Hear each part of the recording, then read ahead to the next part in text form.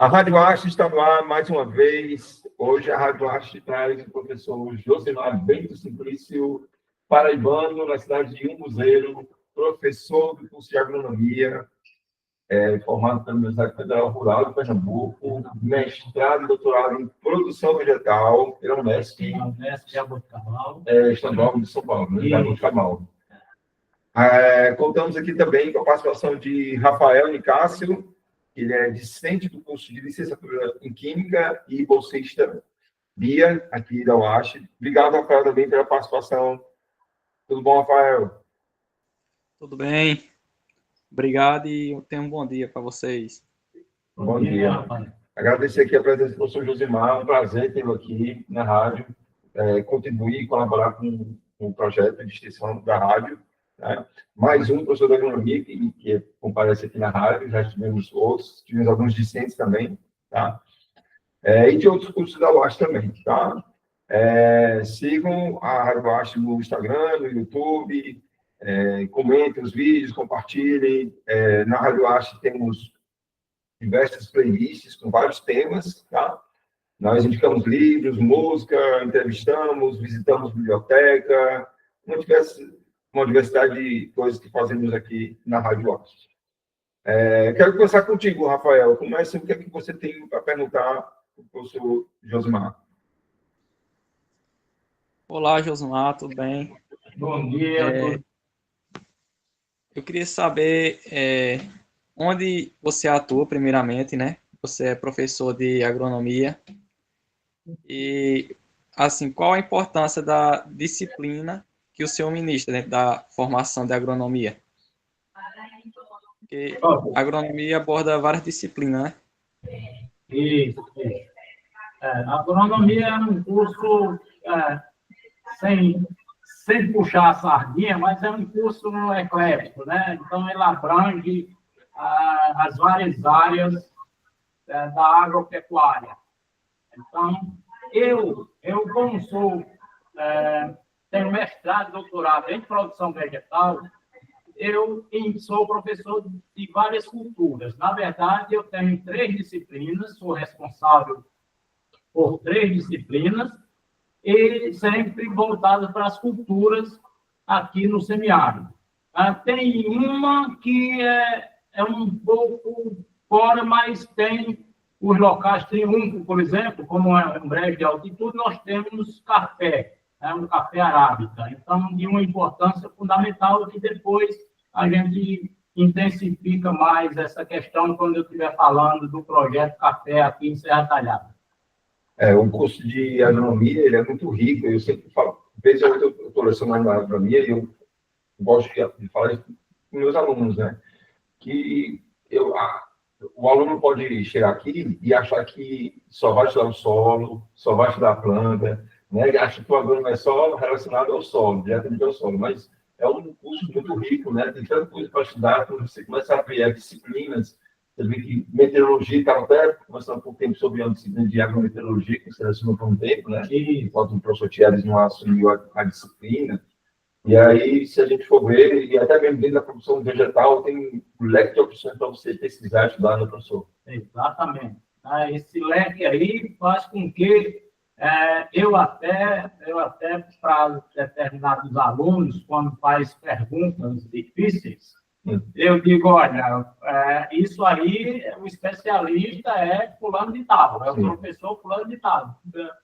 Porque tem gente que mesmo sabendo, pensando que a gente é agrônomo e doutor, isso aí é um peso nas nossas costas para muita gente, porque tem muita gente que acha que o doutor ele sabe tudo. E, na verdade, hoje a gente tem mais as especialidades, né? Então, eu sou das culturas, e dentro das culturas, que abrange desde o plantio até a colheita, beneficiamento, então tem muita coisa que a gente tem que ter relação com outras disciplinas de outros colegas também. É como um paciente que chega com um cardiologista e quer tirar dúvidas sobre pele, sobre ouvido. O intermédio acha que tem tudo, acha que o agrônomo tem que entender tudo. Em todas as áreas, acho que existe isso, né? Todas. Por exemplo, eu sou engenheiro civil, mas todo mundo acha que eu tenho que entender tudo de engenharia, tenho que entender tudo de matemática, e não dá para a gente ir também, professor. É verdade. Então, é uma satisfação aqui, Rafael, ter recebido esse convite para poder a gente mostrar um pouco das nossas experiências e falar das nossas disciplinas. Então, como você perguntou, a importância das nossas disciplinas, então, como eu trabalho com culturas no semiárido, então tem várias culturas que já estão adaptadas ao semiárido. Milho, por exemplo, feijão calpi, por exemplo, mas a gente vê que o feijão fazelos, que é esse que a gente consome no dia a dia, né, o fazelos vulgares, ele ainda precisa de muitas adaptações, muitas pesquisas. Para você ter uma ideia, nós fizemos um trabalho aqui com uma aluna, né, de graduação com o feijão fazel. E não fomos bem. Isso porque ele ainda precisa de determinadas adaptações, determinados manejos, e isso aí é onde eu foco dentro da sala de aula para fazer esse comparativo entre o ambiente semiárido e outros ambientes, para a gente entender um pouquinho desse comportamento das culturas. Você leciona só na agronomia, professor? Na zootecnia também, em biologia, não? Não, quando eu cheguei aqui em 2009, eu assumi disciplinas, como você citou aí, da biologia.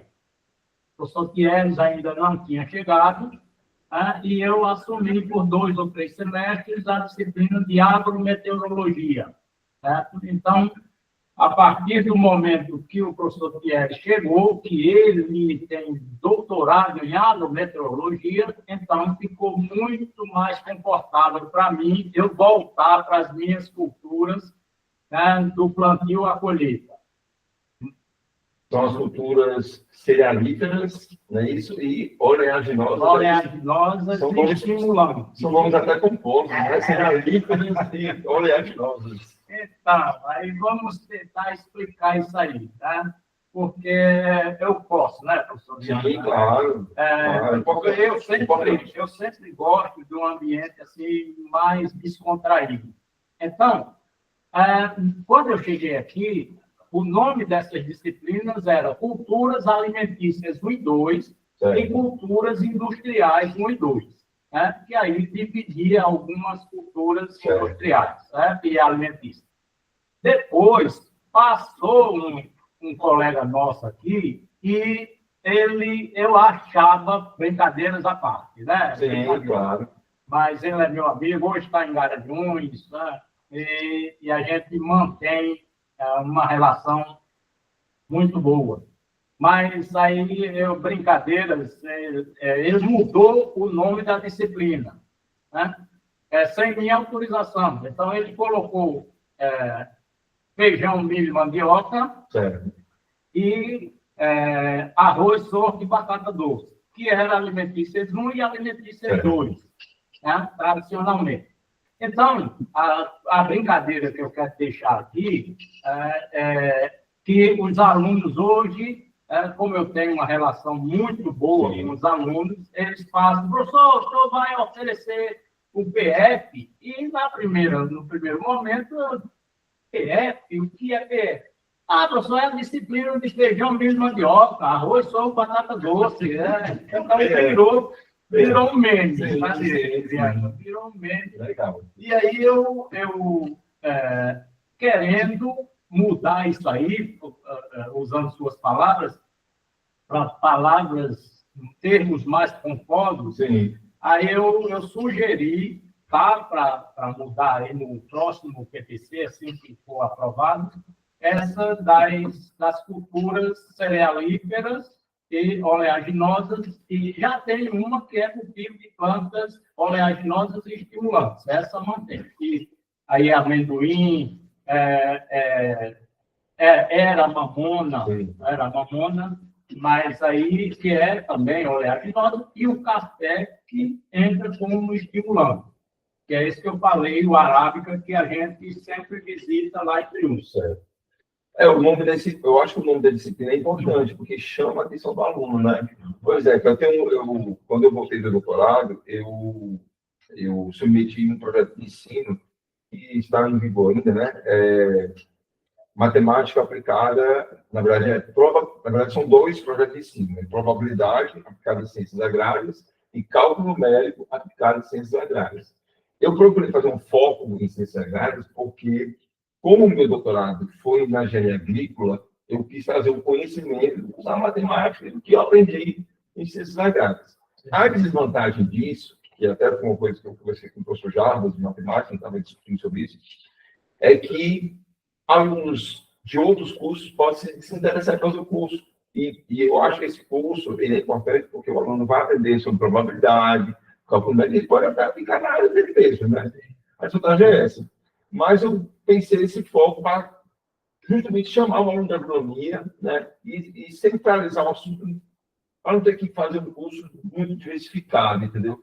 Mas a gente já está repensando isso aí, pensando em fazer um projeto para atender a todos os cursos, inclusive, eu vou participar de um projeto de extensão agora no mês de outubro, estava já registrado, né? Hoje é dia 17 de setembro de 2025, que o professor Jarbas sugeriu que eu fizesse um curso mais aberto com os outros cursos. Ele até sugeriu um curso moderno de probabilidade. Eu acho um nome chamativo, um curso moderno de probabilidade, né? Então, eu acho que o nome da disciplina também é importante, né, professor? No seu caso, aí, você está citando exemplo de ter essa alteração.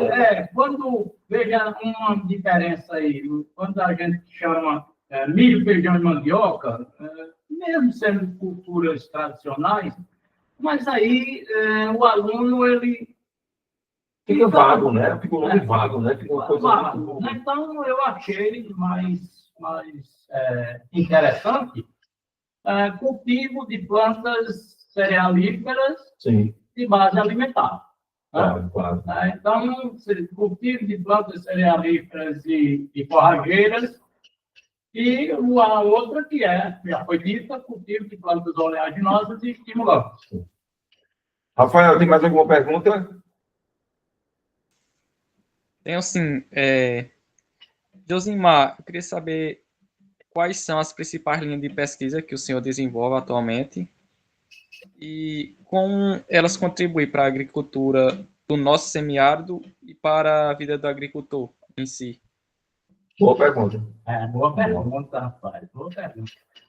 Rafael, bom, aqui, como eu tenho foco no semiárido e eu procuro sempre, porque na mídia, a gente encontra muitas informações do agronegócio, que tem um contexto diferenciado, certo? Do nosso semiárido aqui. Então, meu foco aqui das pesquisas é mais voltado para o comportamento dessas culturas que eu trabalho dentro do ambiente semiárido. Na sala de aula, eu procuro fazer essa diferença entre o comportamento dessas plantas no ambiente semiárido e no ambiente do agronegócio, que tem um nível de tecnologia muito mais imponente, muito mais apurado, né, do que aqui no ambiente semiárido. Que utiliza técnicas mais avançadas, técnicas mais avançadas, níveis de manejo totalmente são diferentes, e até mesmo pelas condições econômicas, sociais e ambientais também. Lá no agronegócio tem região que chove 6, 8 meses no ano. Aqui, com as irregularidades, nós temos 3, 4 no máximo de chuvas e com irregularidades. Então, é interessante a gente levar esse foco para os estudantes, para a gente conhecer primeiro o ambiente e a gente entender o comportamento dessas culturas dentro desse ambiente. O agronegócio, com um avanço tecnológico, o uso de equipamentos, tem, de certa forma, tirado o homem do campo, feita essa substituição? Há uma certa crítica em relação a isso, Josimar? Tem. Isso aí é um processo que vem aumentando cada vez mais. Agora, de certa forma, Viana, é necessário. Veja onde eu me coloco aí como professor, né?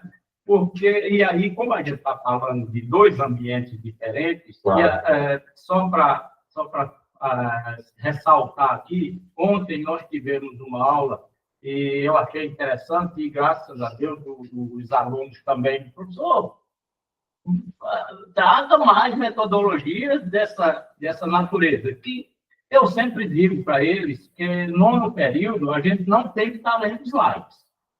Nono período, a gente tem que estar discutindo propostas, artigos, traga uma problemática da sua região para a gente trabalhar isso aqui.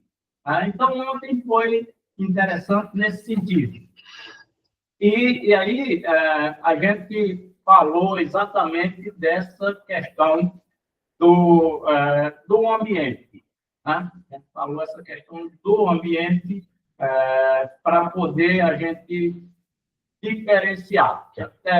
E teve um momento em que, quando a gente estava falando de tratos culturais, aí houve uma discussão em termos de eu pedi para eles fazerem um planejamento para implantar uma certa cultura. E deixei à vontade. Então, nesse planejamento, cada um pensa de uma forma. Então, por exemplo, teve um grupo lá que disse que ia implantar em 2 hectares. 2 hectares e fazer adubações de coberturas sucessivas para atender cada estado fenológico da cultura. E aí foi onde a discussão foi interessante, e eu disse, olha, nesse sentido aí, qual foi o espaçamento que você utilizou nessa cultura? Tal. Tá? Então, essa cultura, nos espaçamentos mais estreitos, depois de 30, 40 dias, você não pode mais caminhar dentro da cultura, porque ela já fechou. Como é que você vai fazer essas adubações de cobertura? Vai fazer com frete de irrigação, vai fazer com drones, vai fazer manual, como é o costume aqui do semiárido, e não, vai fazer, teve uma aluna lá que disse, na munheca mesmo, na munheca. Eu digo, olha, então veja só, quantas pessoas você vai precisar para poder você fazer adubação, capina, ela disse capina na chata, né? Então, veja, eu digo, quantas pessoas você vai precisar para cuidar disso aí em 2 hectares? Então, essa é a chave da pergunta que você falou, de que os equipamentos que hoje são utilizados no agronegócio estão tirando os empregos do campo. Tá? Mas aí, o pequeno agricultor, quando ele não tem esse poder econômico, esse recurso, e hoje em dia, cada vez mais, essa universidade, por exemplo, a UASP, só abrangendo aí, a importância dessa sua pergunta, tem trazido esses alunos para a sala de aula. Então, na verdade, o dia todo, na maioria das vezes. Então, as famílias agricultoras, elas ficam sem esse recurso, sem essa mão de obra, e mesmo não tendo os recursos necessários, aí o pequeno agricultor ele tem que buscar essas alternativas de equipamentos para poder substituir a mão de obra. Então, fechando a tua pergunta, cada vez mais o agronegócio tem tirado o homem do campo, né? Tem tirado os empregos. Deixa eu trazer 2 curiosidades aqui que veio na minha mente agora. Uma é o sorgo. O que é o sorgo? É um cereal. O sorgo está adaptado ao semiárido, porque eu praticamente nunca Eu não sei exatamente o que é, assim, me explica o que é o sorgo, professor. Uma curiosidade minha, e eu acho que pode ser de muitas pessoas, né? Isso. Então, o sorgo, né, o sorgo bicolor, que a espécie, né, do sorgo granífero e do sorgo forrageiro, que são as duas, apesar de ter outros tipos, né, mas eu digo na sala de aula que tem dois grandes grupos, o sorgo granífero e o sorgo forrageiro. Então, o sorgo granífero é aquele ali onde tem as variedades e tem o sorgo forrageiro onde tem as outras variedades que hoje já tem para biomassa, tem para etanol, tem para sorgo pastor, sorgo sudão, que tem um diferencial que serve para o pastejo. Então, esse sorgo, ele se adaptou muito bem no Brasil, e principalmente no semiárido, porque ele vem da África. Né? Então, uma espécie que vem da África, e essa espécie, ele chegou pela Bahia, né, com os escravos. Né? Então, lá na África, até hoje, a maior parte do sorgo granífero é destinado para alimentação. Aqui no Brasil, não. O Brasil aí é destinado mais para ração de aves e suínos. Né? Então, o sorgo eu chamo, com brincadeiras à parte, eu chamo que é o primo pobre do milho. Porque se você fizer um comparativo antes, né, antes de ele entrar na fase reprodutiva, que é quando o milho emite o pendão e a espiga, e o sorgo emite a panícula, então se você olhar e não tiver um conhecimento mais aprimorado, você diz, é a mesma planta, porque são realmente semelhantes. Sim. A partir do momento que a planta entra na fase reprodutiva, aí sim você diferencia. O milho, como é um dos cereais mais estudados do planeta, então hoje ele já tem uma certa sensibilidade a determinadas coisas. Por quê? Porque o melhorista, ele na hora de fazer a seleção, ele escolhe para determinados critérios. Aí o sorgo ele serve o forrageiro para alimentação animal, basicamente, silagem, principalmente. Aí ele não tem sido tão melhorado. Ele só serve para alimentar animal, é isso? O forrageiro. O forrageiro, sim. Mas o forrageiro, aí ele tem a sua essência para alimentação animal, principalmente feno e silagem. Esse forrageiro aí é aquele que libera o cacho, né? Só um minuto para fechar aqui, Rafael. Aí tem outros tipos, né? Como o São Paulo está plantando muito nas áreas de cana, né? Para poder produzir etanol. Aí a Embrapa já tem outros materiais que é para bioenergia, essas questões aí. Oi, Rafael. Pode falar. Esse forrageiro aí é aquele que libera o cacho, né? Em cima. Bom, aí é o seguinte, para diferenciar do granífero do forrageiro, então o granífero ele tem o cacho, que é a panícula, como ela é mais fechada e tem uma quantidade de grãos muito mais elevada. O forrageiro, ele tem a panícula mais aberta e com uma quantidade de grãos menor.